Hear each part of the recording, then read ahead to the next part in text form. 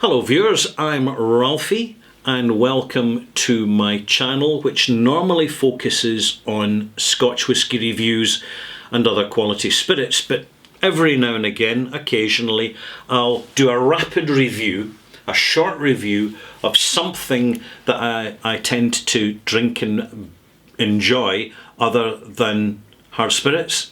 And in this case, we're going to start with, it's now an empty can of draft Guinness. I find it easy drinking, not too heavy with alcohol, and I'm sure it still is nutritious as they've always claimed it to be, with all the extra iron and vitamins and all the rest of it. That's one of the advantages of a beer. But now and again you find yourself noticing on the shelves of shops, and at the moment in the UK in particular, in Tesco and other big supermarkets, and you'll find it I'm sure on Amazon, you find variations on the theme, and this particular variation is the West Indies bottling of Guinness Porter. Now this is bottled at 6% of alcohol and this is bottled at 4.1% of alcohol. So you're looking at a standard Guinness recipe, except it's 50% stronger. So you'll be wondering, Ralphie, open that beer and tell us a little bit about it. Originally brewed back in the days for transportation by sea to the Caribbean, it still remains a popular beverage in the likes of Jamaica and Barbados.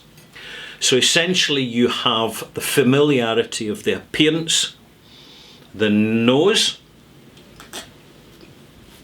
and the taste of Guinness, but it's zestier. The profile is very self-evident when you taste it, but it's altogether richer.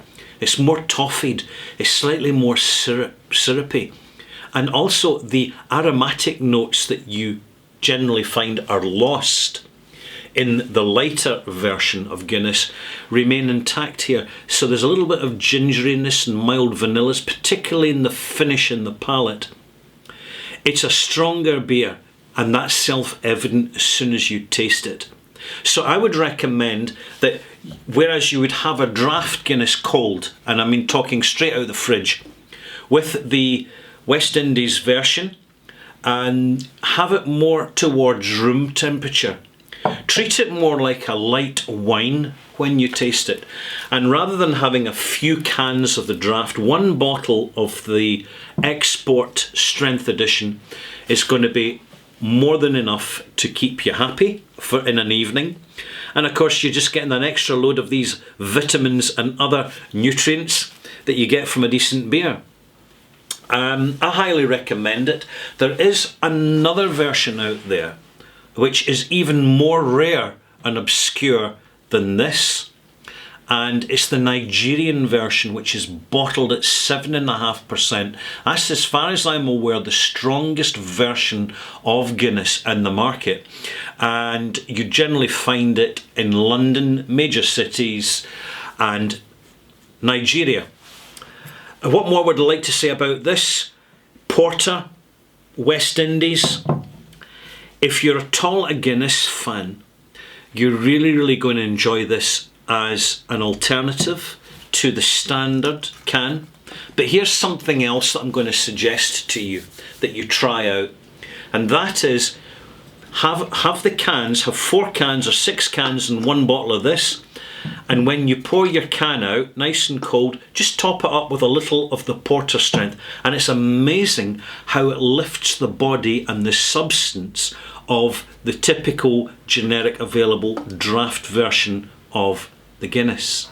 There you go. Now you know, just sharing. And finally, to conclude, because this is a rapid review, you can also get Guinness sauce for your meals now, particularly in the UK, and Guinness milk chocolate, which has recently come in the market. There you go.